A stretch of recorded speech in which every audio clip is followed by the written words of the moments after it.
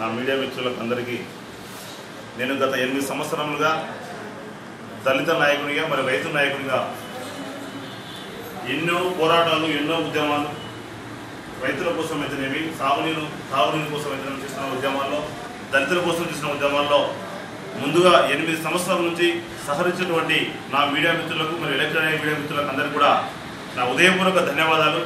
ఎందుకంటే వారు తన కలంతో రాసి నా యొక్క ఉద్యమాలను ప్రజల దృష్టికి తీసుకుపోయి ఈరోజు నియోజకవర్గంలో అచ్చన్న అంటే ఒక మీడియా మిత్రుల ద్వారానే ఇది సాధ్యమైందని కూడా నేను మీడియా సమావేశం ద్వారా నందికొట్కు నియోజకవర్గ ప్రజలందరికీ కూడా తెలియజేస్తా ఉన్నాను. మరి ఎందుకంటే ఈరోజు నియోజకవర్గంలో 8 సంవత్సరంలో దళిత నాయకుడిగా పనిచేసి మరి అదేవిధంగా 1 సంవత్సరం నుంచి నందికొట్కు నియోజకవర్గంలో నెత్తి మీద కృష్ణానది నీళ్లు ఉన్నాయి. మరి ఎందుకు మన నియోజకవర్గంలో ఏ ఒక్క ఎకరా కూడా నీళ్లు రావడం లేదు అని ఒకసారి పరిశీలించినట్లయితే నేనైతే ప్రధానంగా చెప్పదలుచుకున్నా ఇక్కడ ఉన్నటువంటి ప్రజాప్రతినిధుల వల్ల నిర్లక్ష్యం వల్ల ఇక్కడ ఉన్నటువంటి ప్రజాప్రతినిధులకు ఈ యొక్క సమస్యలు తెలియకపోవడం వల్లనే ఈ యొక్క కారణానికి ప్రధాన కారణం. మనం ఈరోజు ఒక్కసారి పరిశీలించినట్లయితే కేసీ కాలువ ఎండిపోయినది, అందిన మొత్తం పారుతూ ఉన్నది. మరి దీనికి కారణం ఏమయ్యా అంటే మనకు ఎక్కడ కూడా ప్రజాప్రతినిధులు ఈ సమస్యలపైన స్పందించకపోవడం. అదేవిధంగా కనీసము మన నందికొట్కు నియోజకవర్గంలో దాదాపుగా 15 నుంచి 20 చెరువులు ఉన్నాయి. ఏ ఒక్క చెరువు కూడా నీళ్లు లేవు. కానీ అదే కర్నూలు పశ్చిమ ప్రాంతంలో ఉన్నటువంటి చెరువులకైతే ఇప్పుడున్నటువంటి ప్రభుత్వం 60 చెరువులకు పర్మిషన్ ఇచ్చింది.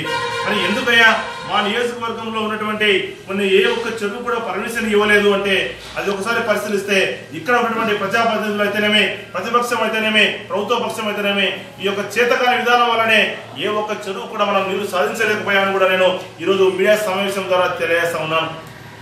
మరి ఈరోజు 8 సంవత్సరంలో దళిత నాయకునిగా, 1 సంవత్సరం రైతు నాయకునిగా జలసాధన సమితిని వ్యవస్థాపించి నందికొట్కు నియోజకవర్గంలో ప్రతి ఎకరాకు నీరు సాధించాలి, ప్రతి గ్రామంలో తాగునీరు సాధించాలి అని జలసాధన సమితిని వ్యవస్థాపించి ఎన్నో పోరాటాలు చేసి మరి ఎందుకు నేను ఈరోజు జనసేన పార్టీలో చేరడం జరిగింది అంటే మరి ఈ యొక్క రాష్ట్రంలో తప్పకుండా మార్పు రావాలి అని యువతలో అత్యంత సపోర్ట్ ఉన్నటువంటి పవన్ కళ్యాణ్ గారు రాష్ట్రంలో మార్పు తీసుకురావాలి, రాష్ట్రంలో ఒకటువంటి థర్డ్ పార్టీగా రాష్ట్రంలో తప్పకుండా అవసరం ఉండదని గుర్తించి ఆయన ఈరోజు జనసేన పార్టీలో పనిచేసిన నేను ప్రధానంగా జనసేన పార్టీలో చేరడానికి ప్రధాన కారణం ఈరోజు రాష్ట్రంలో ఎక్కడ చూసినా కులాలకు మతాలకు అతీతంగా కులాలను బేరేజ్ వేసుకొని అంటే కులాలను నిర్మించి రాజకీయాలు చేస్తున్న పరిస్థితుల్లో పవన్ కళ్యాణ్ గారు అయితే ఏటువంటి కులాలకు మతాలకు అతీతంగా లేకుండా మరి కొన్ని ప్రధాన పార్టీలు అయితే టీడీపీ వైసీపీ పార్టీలో SC cell, BC cell, minority cell ఇవన్నీ ఉన్నాయి. కానీ జనసేన పార్టీలో అటువంటి SC cell, BC cell, minority cell లేదు.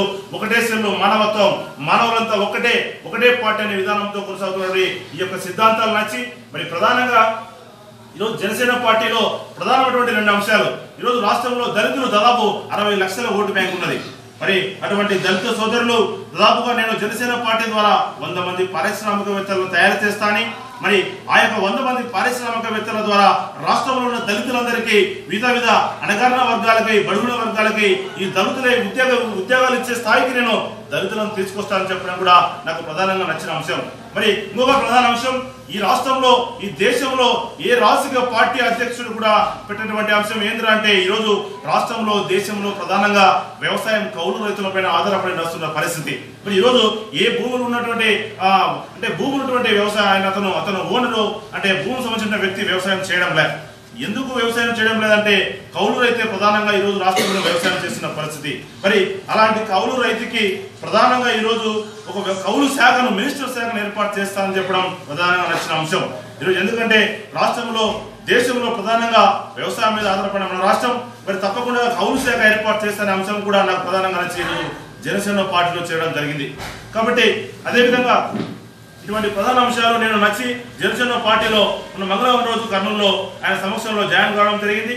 మరి ఇటువంటి ప్రధానమైన డిమాండ్లతో మరి నందికొట్కులో కూడా తప్పకుండా నందికొట్కులో ఉన్నటువంటి నా మిత్రులు, అదేవిధంగా జన సైనికులు, జలసాధన సమితి యూత్ సభ్యులు, దళిత నాయకులు, దళిత సభ్యులు అందరూ కూడా ఈ జనసేన పార్టీలో తెచ్చి ఒక నందికొట్కు నియోజకవర్గంలో కూడా ఒక మార్పు తీసుకురావడానికి తప్పకుండా ప్రయత్నం చేస్తారని మరి అదేవిధంగా నందికొట్కు నియోజకవర్గంలో ప్రధానంగా ఉన్నటువంటి ఈ పార్టీలో అభ్యర్థులు ఇంతవరకు ఆస్పిరెంట్ టికెట్ ఆశిస్తున్నటువంటి అభ్యర్థుల గురించి నేను ఈరోజు మీడియా సమావేశం ద్వారా 2 మాటలు మాట్లాడదలిచాను. మరి ఎందుకు ఈ మీడియా వాళ్ళ గురించి చెప్పదలిచానంటే ఈరోజు తెలుగుదేశం పార్టీ అయితేనేమి, వైసీపీ పార్టీ అయితేనేమి, కాంగ్రెస్ పార్టీ అయితేనేమి, ఏ పార్టీ తీసుకున్నా సరే నందికొట్కూరు నియోజకవర్గంలో వాళ్ళు సమస్యల పైన అవగాహన కానీ నందికొట్కూరులో ఉన్నటువంటి దళితులను, మైనార్టీలను, ముస్లింలను, ఎస్సీ బీసీ వాళ్ళను ఎవరు కూడా సమస్యల మీద పరిష్కరించడానికి రావడంలే. వాళ్ళు ఈరోజు వస్తున్నారు కేవలం మాత్రం పదవుల కోసమే, అంటే ఎమ్మెల్యే పదవి కోసమే వస్తున్నారు తప్ప నందికొట్కూరు నియోజకవర్గంలో సమస్యలు పరిష్కరించడానికి ఎక్కడ కూడా రావడం లేదు. ఈరోజు వైసీపీ, టీడీపీ పార్టీలను ఒకసారి గమనించినట్లయితే ఇంతవరకు ఏ పార్టీ ఆ పార్టీలో ఉంటే ఏ అభ్యర్థి కూడా కనీసం స్టేట్మెంట్ ఇవ్వలేని పరిస్థితుల్లో అలాంటి అభ్యర్థులు ఈరోజు వైసీపీ పార్టీలో, టీడీపీ పార్టీలో పోటీ చేయడానికి నందికొట్కూరు నియోజకవర్గానికి వస్తున్నారు.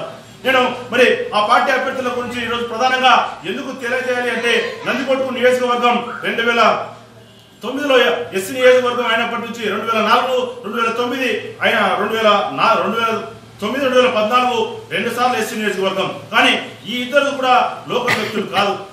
మరి ఈ ఇద్దరు లోకల్ వ్యక్తులు కాకపోవడమే ఈరోజు నందికొట్కూరు నియోజకవర్గంలో తాగునీటి సమస్య ప్రధాన కారణం.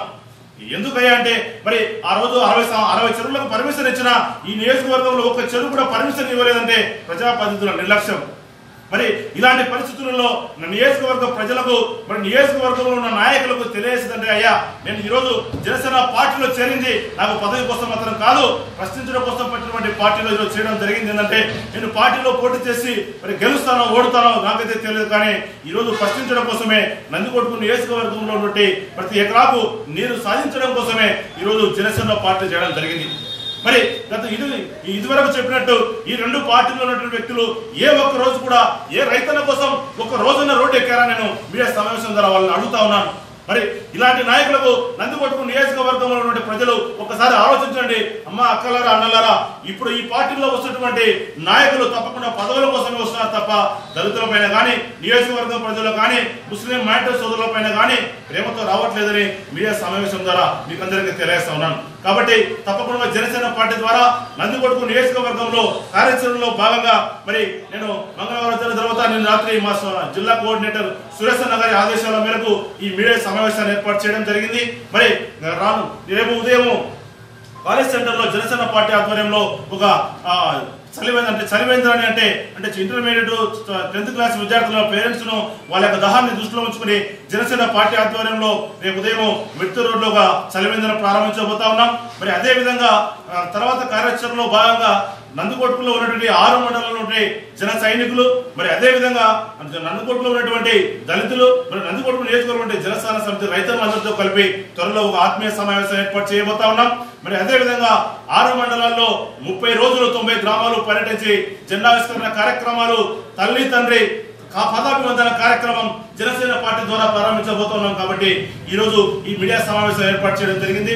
కాబట్టి ఈ మీడియా సమావేశానికి వచ్చినటువంటి జనసేన సైనికులు సయ్యద్ అన్న గారు, మరి జలీల్ అన్న గారు, మరి నాగేశన్న గారు, మరి ప్రవీణ్, లాలి వీళ్ళందరికీ కూడా నా యొక్క జనసేన పార్టీ ద్వారా మరి పవన్ కళ్యాణ్ గారి ఆశయం ఏమైతే ఉన్నదో తప్పకుండా నందికొట్కూరు నియోజకవర్గంలో ఆ ఆశయ సాధన కోసం ప్రతి ఒక్క జన సైనికుని కలుపుకొని విజయవంతం చేస్తానని, కలుపుకొని నియోజకవర్గంలో